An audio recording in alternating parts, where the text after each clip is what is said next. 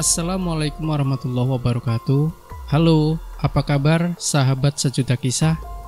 Senang sekali kami bisa kembali hadir menjumpai Anda. Tentunya seperti biasa akan menghadirkan kisah-kisah nyata yang menarik, seperti kisah berikut ini yang sudah kami siapkan untuk Anda, berjudul 7 tahun dalam cengkraman santet bolong. Kisah ini dialami oleh seorang wanita berinisial FN.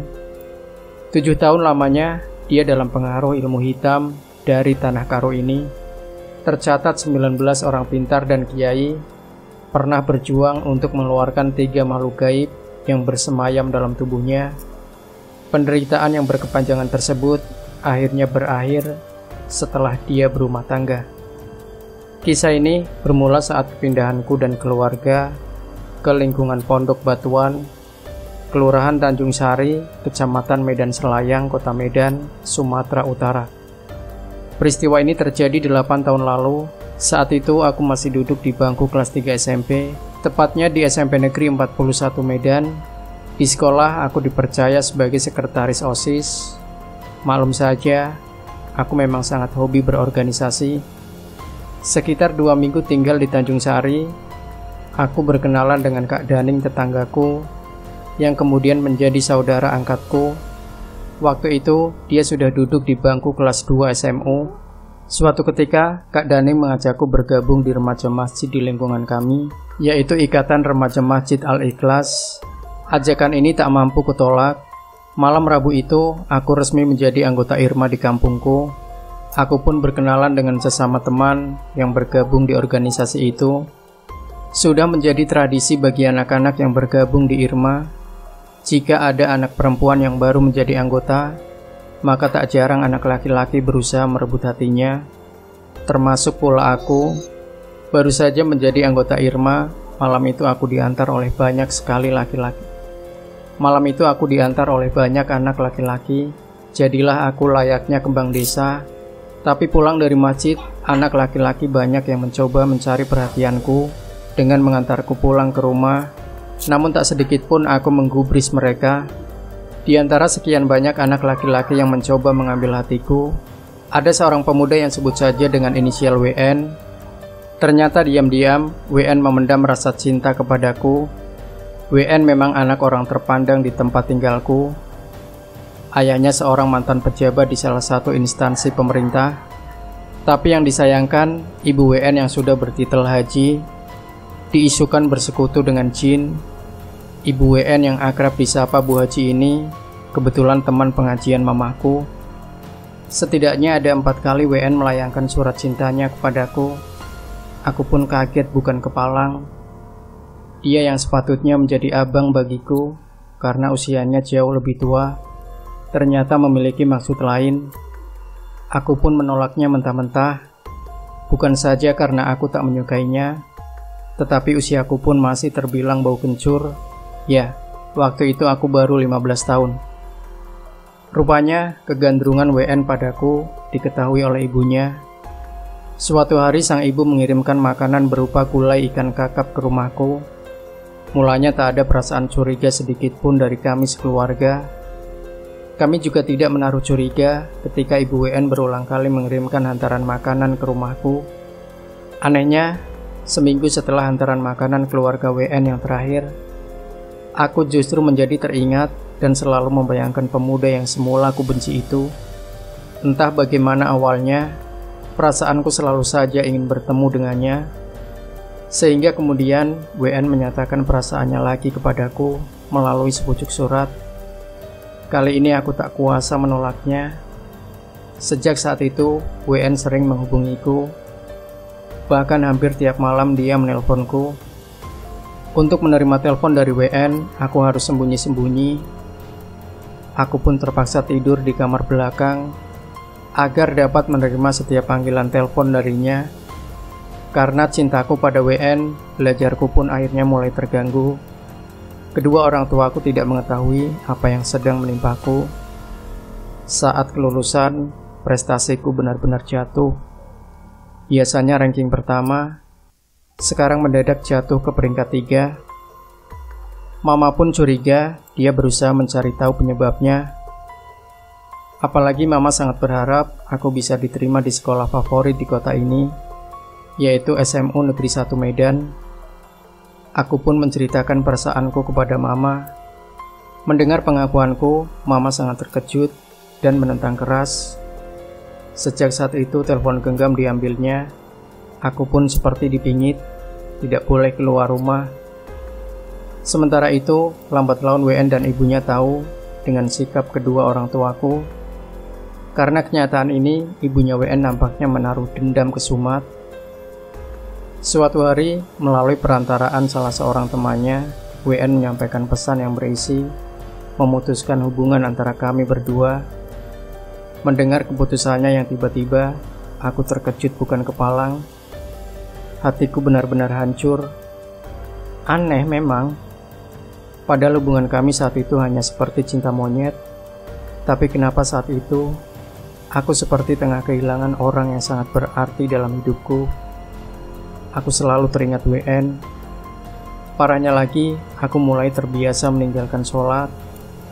Aku juga mulai kehilangan gairah hidup.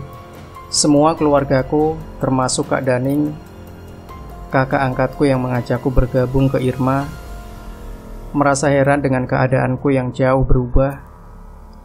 Karena curiga, papa dan mama membawaku ke orang pintar di kawasan Polonia Medan. Menurut paranormal tersebut, aku terkena pelet. Setelah meminum air putih yang diberikannya, keadaanku berangsur-angsur membaik. Aku pun dapat melupakan WN. Tanpa disangka dan dinyana, pada saat perayaan ulang tahunku yang ke-17, WN muncul sebagai tamu tak diundang. Dia memberikan kue ulang tahun untukku. Begitu juga dengan ibunya WN, dia memberi hadiah berupa bahan kain dan 1 gelang perak. Karena takut terjadi sesuatu, semua pemberian itu tidak kusentuh sedikit pun. Kue pemberian WN mama berikan kepada orang lain, sedangkan bahan kain untuk membuat baju serta gelang tersebut dibakar oleh mama dan papaku. Setahun kemudian, tepatnya saat aku duduk di kelas 3 SMU, aku sudah akrab dengan RK, seorang siswa yang merupakan personil baru di sekolahku. Perasaan cinta remaja pun tumbuh secara alamiah. Mungkin karena itu, aku pun semakin bersemangat dan memotivasi belajar. Sama sekali tak kuduga, rupanya hubunganku dengan RK tercium oleh ibunya WN. Wanita yang akrab disapa Bu Haji ini agaknya kembali membuat ulah dengan dibantu para dukunnya. Efeknya, aku pun sering jatuh pingsan di sekolah. Tak terhitung lagi betapa seringnya aku mengalami hal ini. Aku bahkan pernah dibawa pihak sekolah ke salah satu rumah sakit di kota Medan untuk diperiksa kondisi kesehatanku. Hasil pemeriksaan dokter menyatakan aku tidak terkena penyakit apa-apa. Karena kejadian ini, mama kembali mengajakku ke tempat Pak Harahap, paranormal yang dulu menyembuhkan penyakitku. Orang pintar ini bilang, aku kembali terkena pelet. Menurut dia, pelet itu berawal dari makanan, pakaian, juga benda-benda lainnya yang aku terima dari si pengirim pelet. Syukur alhamdulillah Pak Harahap kembali menyembuhkanku. Setamat SMA, aku pun berpisah dengan RK, sebab dia melanjutkan kuliah di UGM Yogyakarta. Aku sendiri diterima di salah satu universitas negeri di kota lain yang masih dekat dengan kotaku. Menginjak semester 2, aku mulai kerasukan lagi. Berawal pada suatu malam, aku seperti melihat sosok kuntilanak yang sedang berjalan di depan kamarku. Esok paginya, aku menemukan kotoran manusia persis di sebelah jendela kamarku. Nampaknya ada yang sengaja mengirimkannya. Jam 2 siang aku kembali kerasukan. Seketika itu pikiranku tertuju pada sosok WN. Anehnya, menurut cerita keluarga, saat tak sadarkan diri, aku mengeluarkan suara tawa seperti layaknya ketawanya kuntilanak. Bahkan, aku juga terkadang berbicara dalam bahasa China. Beberapa hari selanjutnya, aku pun bertingkah seperti layaknya seekor ular. Memang dalam pandanganku, aku melihat seekor ular berwarna hijau dan panjang. Tak hanya itu, di saat yang lain, Aku juga mengeluarkan suara beku ganjang. Hantu khas Tanah Karo menakutkan sekali. Sejak saat itu, hari-hariku ditemani kerasukan makhluk halus. Aku sempat divonis salah satu anggota keluargaku menderita sakit syaraf. Sampai suatu hari setelah Idul Fitri, saat bersilaturahmi ke rumah nenekku di bilangan Tanjung Mulia, Belawan, Medan, aku kembali diganggu makhluk-makhluk gaib tersebut. Untunglah mbahku punya pegangan ilmu gaib. Saat keluargaku turun dari mobil, aku justru tidak bisa keluar dari mobil, apalagi berjalan. Sepertinya makhluk-makhluk gaib itu tahu kalau aku akan singgah di rumah orang yang berilmu. Papa terpaksa menggendongku. Anehnya, tatkala memasuki rumah mbah, menurut cerita keluargaku, mendadak saja aku tertawa cekikikan mirip kuntilanak. Mbah yang sepertinya paham dengan keadaanku, berusaha melakukan komunikasi dengan makhluk yang bersemayam dalam tubuhku. Beginilah cerita yang dituturkan mama padaku. "Kenapa kamu begitu?" tanya mbah. Aku pun meronta-ronta seperti sedang kesakitan. Mbah pun melanjutkan pertanyaannya. "Siapa yang melakukan perbuatan terkutuk ini?" Sang makhluk gaib pun menjawab singkat, "Bu Haji." "Dari mana asalmu?" tanya mbah. Dengan tegas makhluk itu menjawab, "Aku datang dari Tanah Karo." "Apa maksudmu?" tanya mbahku lagi sambil matanya melotot. "Aku akan menghancurkan hidupnya. Aku dendam, makanya jadi perempuan jangan sombong." Jelas sang makhluk jujur. "Dia tidak mau menerima cinta anakmu." Mbah pun kembali mengorek keterangan darinya. "Lalu kau ini siapa?" tanya mbah pula. "Aku Beku Ganjang, suruhan Bu Haji," jawabku dengan lantang. Mendengar dialog mbah dengan makhluk yang merasuk tubuhku, mama, papa, dan keluarga besar terkejut. Mama menangis. Pantaslah apa yang mama dan papa curiga selama ini, bahwa Bu Haji lah biang keladinya. Mbah dengan paksa mengeluarkan makhluk tersebut dengan sebilah keris keramat miliknya. Sang Beku Ganjang dan kuntilanak dalam tubuhku pun menjerit keras. Sejurus kemudian, mereka pun pergi dari jasadku, walau hanya untuk beberapa lama saja. Sialnya, di tengah perjalanan pulang dari rumah mbah, aku kerasukan lagi. Setelah menelpon mbah, beliau menyarankan agar aku dibawa ke tempat Buya, seorang guru ngaji di daerah Polonia. Buya berusaha mengeluarkan makhluk-makhluk itu lagi. Ketika ditanya oleh Buya, laki-laki jawabnya sama, yakni Bu Haji.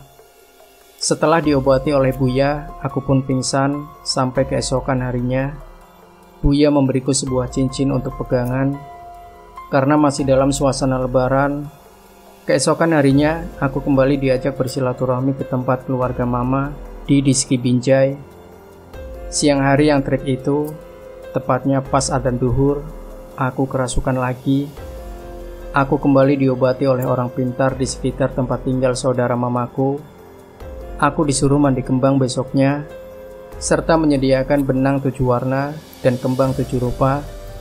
Benang tersebut kemudian diraja sang dukun perempuan itu untuk diletakkan di pinggangku. "Benang tersebut tidak boleh dibuka atau dilepaskan sebelum kau menikah," suruh sang nenek. Dia juga mengingatkan, jika keluarga Bu Haji memberikan makanan atau apapun, maka jangan sekali-kali diterima. Setelah diobati sang nenek, aku memang sembuh. Setelah liburan panjang, aku pun kembali ke kota tempatku kuliah. Ringkasan cerita, menjelang semester 4, ada seorang laki-laki yang suka padaku. Namanya sebut saja dengan inisial HF. Tatkala HF menyatakan perasaannya kepadaku, beberapa waktu kemudian, aku mulai kerasukan lagi. Bahkan saat HF mengunjungiku di rumah Tante Erni, tempatku tinggal di kota itu, entah setan apa yang merasukiku, tiba-tiba aku mengusir HF, sampai akhirnya aku kembali diobati oleh orang pintar. Kali ini yang mengobatiku adalah Bu Ite, seorang ibu dari teman kuliahku yang kebetulan biasa mengobati orang-orang kerasukan, Bu Ite menyuruh keluargaku membuka tali benang yang ada di pinggangku, berikut cincin yang diberikan Buya tempo hari. Alasannya, benda-benda tersebut justru mengikat makhluk-makhluk halus sehingga tetap berada di tubuhku. Malangnya, setelah kedua benda bertuah itu dilepaskan dari tubuhku, justru penyakitku semakin parah. Aku malah kerasukan lagi selama lebih dari 1 minggu. Selama itu pula, ada 9 orang pintar yang mencoba mengobatiku dengan berbagai macam cara yang tidak masuk akal. Salah satunya menyuruhku merangkak seperti binatang. Sampai akhirnya Tante Erni menemukan orang pintar di pedalaman hutan yang jauh dari kota. Orang tersebut menyuruh mamaku mengambil kopi pahit, bawang putih, dan daun telon untuk dimandikan di sekujur tubuhku. Pada saat mengobatiku, orang tua ini mendapat serangan bertubi-tubi dari makhluk jahat yang bersemayam di tubuhku. Atas saran orang tua ini, Mama dan Papa diperintahkan untuk berzikir semalam suntuk, membantu pengobatanku. Katanya kalau mendengar bisikan atau sesuatu yang aneh, jangan dihiraukan agar pengobatanku berhasil. Diceritakan sekitar pukul 2 dini hari, Mama dan Papa mendengar suara letupan di atas atap rumah. Namun mereka tetap berzikir. Seiring dengan suara letupan tadi, orang tua yang mengobatiku juga mendapat hantaman sehingga dadanya mendadak sakit. Besoknya orang tua tersebut mencari benang 7 warna. Dia juga menyiapkan bunga macan kerah, bunga 7 rupa, dan daun jengkol. Semua digunakan untuk memandikanku. Syukur alhamdulillah, setelah pengobatan ini aku dapat kembali menjalankan aktivitasku sehari-hari. Sekitar 5 bulan kemudian, aku berkenalan dengan seorang calon dokter berinisial FS. Begitu gembiranya aku tatkala dia berniat melamarku. Namun saat FS mau melamarku, maka begitu banyak halangan yang menghadang hingga orang tuaku tidak mengizinkan hubunganku dengan FS. Karena kecewa, aku histeris hingga aku jatuh pingsan. Tekanan darahku di angka 40. Hal ini membuat semua dokter yang merawatku terkejut. Mereka sangat tidak menyangka dengan tekanan darah yang sangat rendah itu, aku masih bisa bertahan hidup, bahkan kemudian sehat kembali. Kejadian aneh terus saja menimpaku. Saat aku menjadi panitia ospek di kampus, aku kembali kerasukan. Aku dibawa pulang ke rumah oleh teman-temanku. Di rumah, selama 3 hari berturut-turut, aku terus kerasukan. Keluargaku kembali memanggil orang pintar yang berada di pedalaman yang pernah mengobatiku beberapa waktu lalu. Namun, kali ini tak berhasil membuatku sembuh. Karena itulah aku kemudian diobati oleh Ustadz HP, namun juga tak kunjung sembuh. Di Medan, aku juga sempat diobati oleh Pak Sabirin yang tinggal di bilangan Tanjung Sari. Oleh Pak Sabirin, aku dimandikan dengan bunga kembang macan kerah selama 3 hari berturut-turut. Setelah ritual pun digelar, Pak Sabirin mencoba mengeluarkan makhluk jahat yang bersemayam di tubuhku. Makhluk yang telah mendarah daging tersebut, yang pertama berupa siluman ular. Mama dan Papa turut menyaksikan proses penarikan makhluk itu. 3 hari kemudian, aku kembali diobati Pak Sabirin. Malam terakhir, setelah mandi, orang tuaku diperintahkan untuk menjagaku agar aku tidak disetubuhi oleh begu ganjang. Di malam terakhir ini, antara sadar dengan tidak, tiba-tiba pandanganku gelap. Sepertinya ada yang mau menindihku. Astagfirullah. Aku melihat makhluk yang sangat menakutkan. Tubuhnya hitam berbulu, dan dia berusaha menindihku. Aku pun menjerit, "Jangan!" Teriakanku ini membuat cemas Papa dan Mama. Mereka segera membacakan ayat kursi berulang-ulang untuk melindungiku, hingga aku pun terjaga dan tidak tidur sampai pagi. Esok paginya, kami datang ke tempat Pak Sabirin. Ritual pengusiran begu ganjang pun digelar. Sang begu mencoba melawan Pak Sabirin.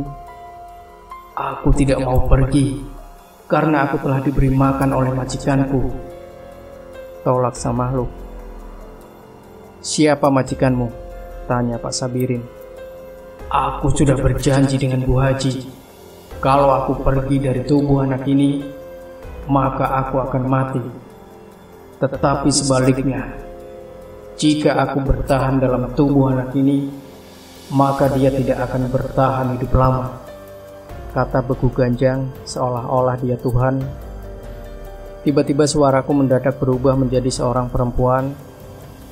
Menurut cerita Mama, itu suara kuntilanak yang memakai tubuhku.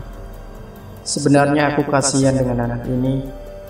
Hidupnya terombang-ambing, bahkan terancam mati. Jodohnya tertutupi. Inilah perjanjian kami dengan majikan kami. Mendengar pengakuan dua makhluk tak kasat mata ini, Pak Sabirin tertawa seolah mengajak mereka. Banyak kali cakap kau ini, katanya dengan logat Medan. Cepatlah kau pergi, atau aku keluarkan kau dengan paksa. Beku Ganjang pun berontak, lalu mengultimatum, aku tidak akan keluar. Aku selamanya akan ada dalam tubuh anak ini. Mendengar ancaman tersebut, Pak Sabirin pun menyangkal, makhluk bodoh. Sebentar lagi, majikanmu akan jatuh miskin dan melarat akibat perbuatannya sendiri. Dan kau tidak akan diberi makan lagi olehnya.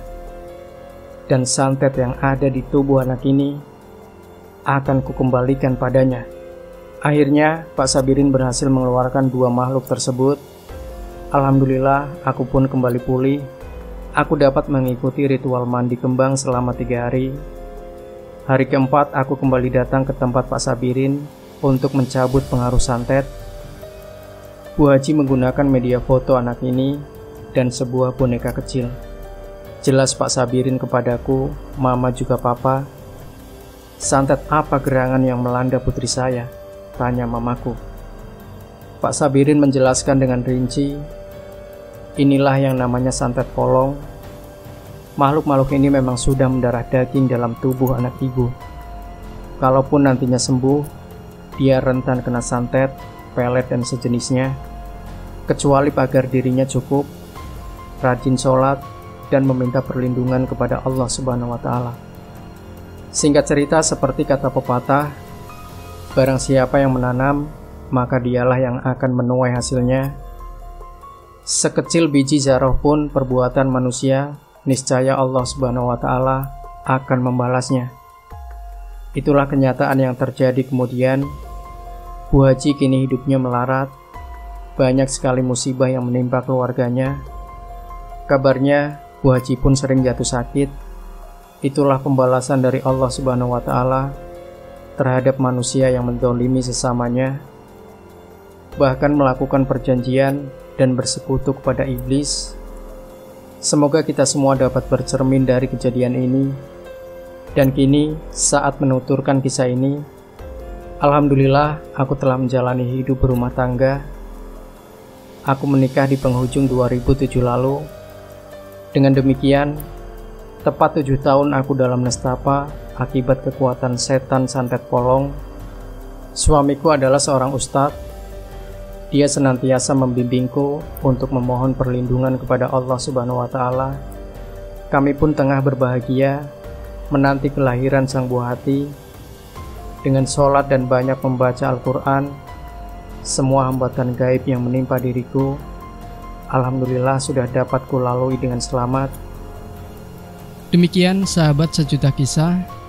Jangan lupa berikan komentar Anda, like, share video ini, subscribe channel Sejuta Kisah, dan kembali nantikan kisah-kisah nyata terbaru dari kami setiap harinya. Sampai jumpa. Wassalamualaikum warahmatullahi wabarakatuh.